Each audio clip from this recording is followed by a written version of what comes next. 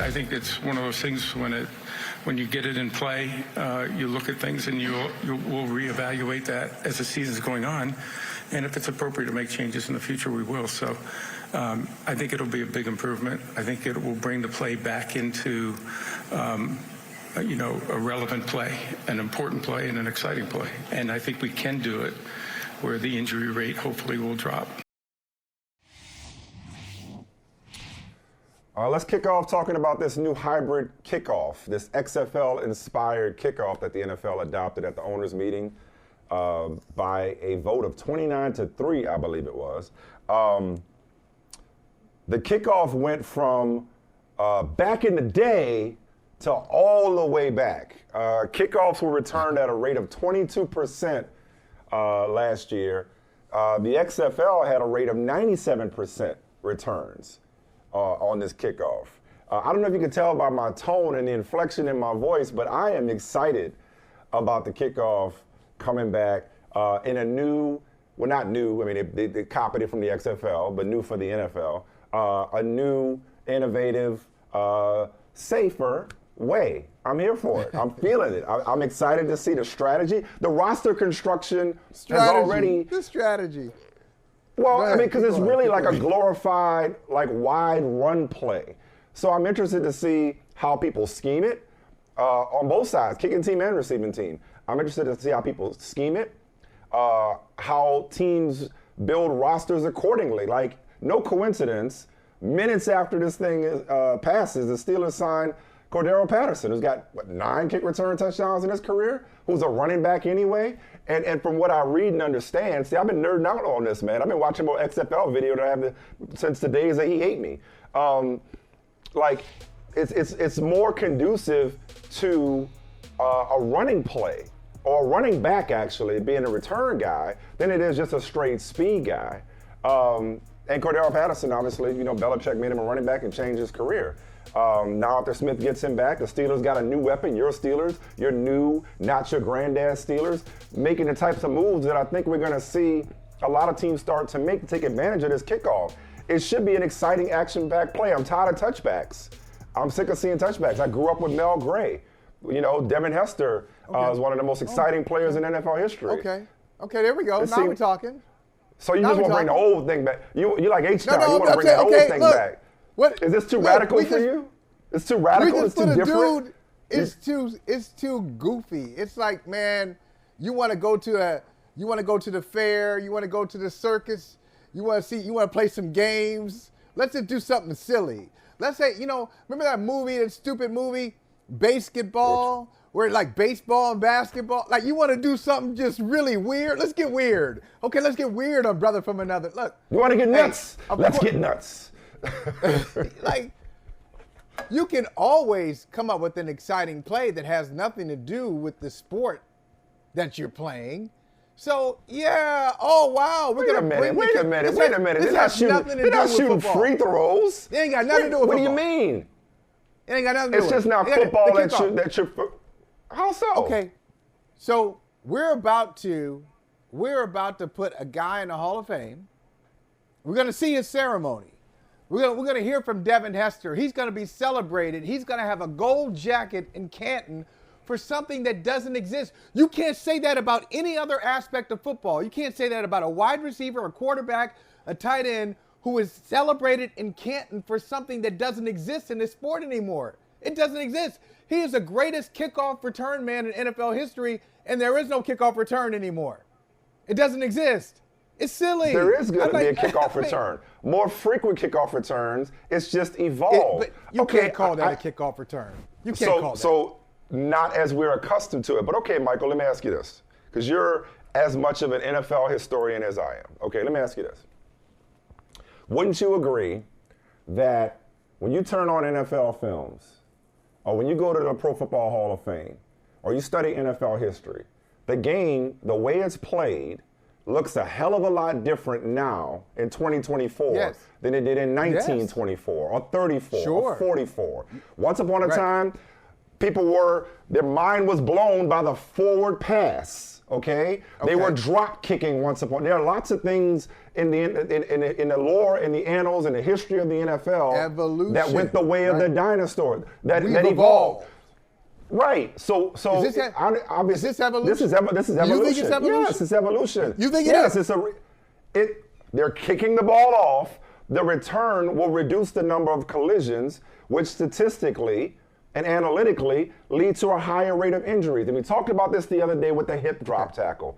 I understand the hypocrisy and the inconsistency with trying to make the game safer in some aspects, and yet they don't want to go to all grass fields at every stadium. They want to maintain this abusive turf. I understand that. But I would prefer this as opposed to just a routine touchback every time they kick it off. Me too. I don't want a touchback, and I am all for player safety. I really am for player safety. So I'm not the one, for example, who brought on a 17th game, and I'm not the one talking about an 18th game. I'm all for player safety. Wednesday. So I want everybody to have grass fields, but I'm not in charge of that department. So you can't. I don't believe them on player safety. I don't believe them. I really don't. It's the kick. You have the opening kickoff. You have the kickoff to start the third quarter, and kickoff after a score. So and how many kickoffs do you get in a game? I mean, like quite maximum. Quite a few. I mean, they're complaining because scoring is down right now. They want more of them. They want more kickoffs. But you don't have 40 of them in a game. No. You don't have 50. So when you talk about collisions, I understand racing down the field. High-speed collisions. High speed. I know high-speed collisions. But there are 70, 80, 90 collisions every play in a football game. All the time. Correct. All the time. And for a league but they're not ignoring that took a long time. And they're not ignoring that. I'm not trying to be the guy from the NFL office here because it's not my department either. And I ain't keeping up for the league. Right. But it's not like there aren't other measures to take the head out of the game. There are penalties when it comes to using your head improperly. In practice, they're wearing these silly guardian caps, which have helped to reduce head trauma during practice. So I don't know if this is the road you're going down, but it's not as though head trauma and collisions are being ignored in other areas. I signed up. Look, I can look myself in the mirror, and I know I've told you many times, and I've told our audience many times. If you're looking for a hypocrite, hey, nice to meet you. So I can deal with my own hypocrisy, my own imperfections. I know. See, I'll be honest enough to say, because I am not a part of the NFL front office structure, ownership structure. You can't make it safer. You can't take out head. You can make it safer. You can't make it safe. You can't take head trauma out completely, but you can reduce it. You can reduce it, and it has been reduced. You can take steps to make it safer. I don't know that. It's not safe. It's never going to be complete. It's a violent game. Does it have to be as violent? Does it have to leave bodies as broken? It's going to be nasty and violent. But it does not have to be the game that has people suffering from CTE and dementia and their bodies broken at the rate that they have been historically. You can't avoid it completely, but you can still take steps to curb some of the danger, can you not? Without compromising the integrity of the game.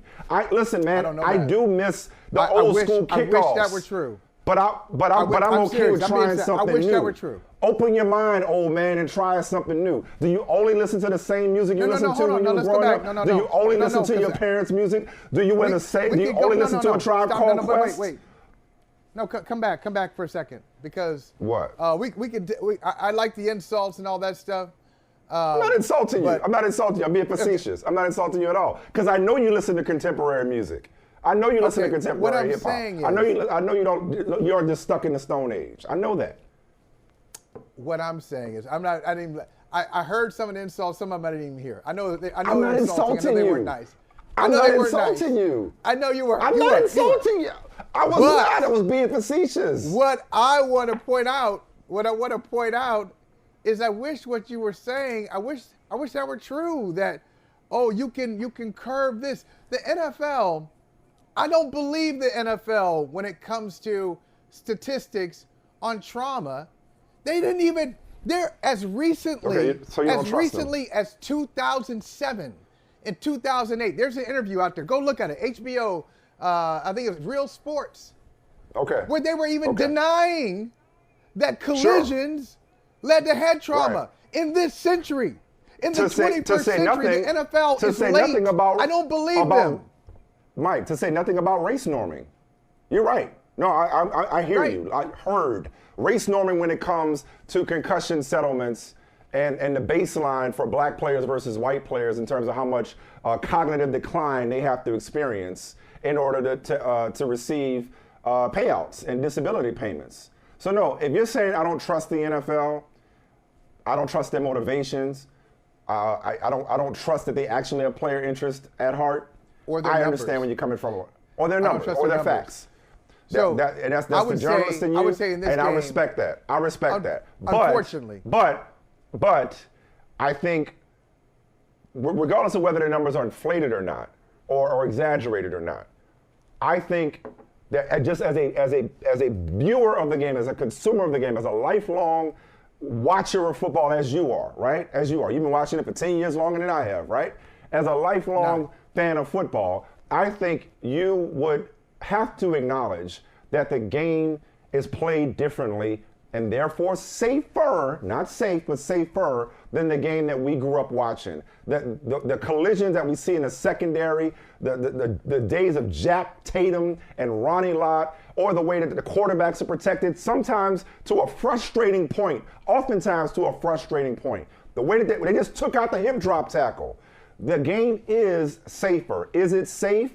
Is the NFL actually committed to safety across the board? No. No. Are they consistent? No. Are there still steps to be taken when it comes to the concussion protocol? Absolutely. Are they hypocritical when it comes to making it safer for certain players but not others, or in certain aspects and not others? Grass fields, as we just referenced a second ago? Absolutely. But is it safer, and are there steps to be taken to make it safer, relatively speaking? I believe there is, Michael. And I'm saying, just all I want to ask you to do, it wasn't an insult. I'm just simply saying, keep an open mind. What if it's exciting? What if there are more touchdowns? What if there are more big plays? Oh, there will be. What if there's a different level of strategy? No, there are many things There's to nothing make. wrong with There are it. many things that I can name something in every sport, in every single sport, no exaggeration. Give me like 20 minutes, and you say, we need to make baseball more exciting. I can make it more exciting. It may not have anything to do with the game of baseball that you love, great. or it could be like some. I They could sped up the bastardize game. it. Literally and bastardize figuratively, it it to sped make up the game. Okay, there are certain They things that do have widen to the do with bases. baseball. More steals. Right. There could be, but what you're doing is gathering people together, and then you have a kickoff. I mean, like, dude, it's crazy. It really is crazy. I'll be looking. Of course, I'm curious because I'm curious about a lot of things, but that doesn't necessarily make Is this it too much a for great you? thing. Is this too And- complicated for you? It's too much. You just No, want it's to not see people complicated. just like run into It's each not other? complicated at all. There's nothing complicated about it. It's as simple as it. You know what it is?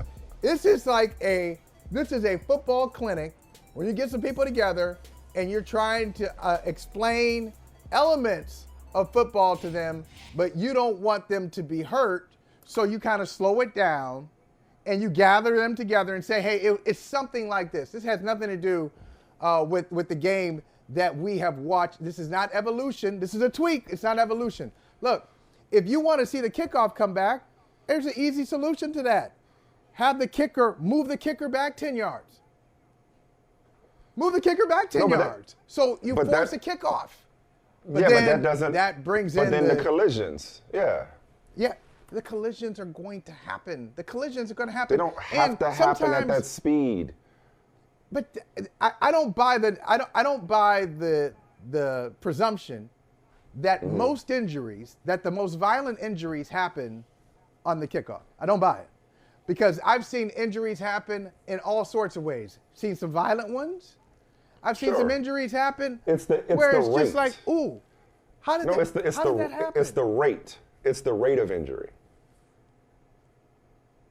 on that play, in particular. I guarantee you, if we went in a time machine and we went back to was it 19? Is it 79? What year did the NBA adopt the three-point line? Was 79?